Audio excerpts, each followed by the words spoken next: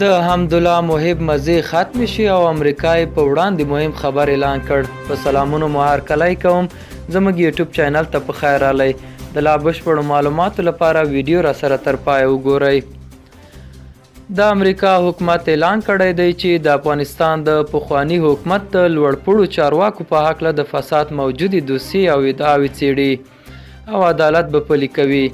حمدالله محب بیا نن ویلي دي چې تیار دی د امریکا د حکومت د تحقیقاتو ته غاړه کیږدي.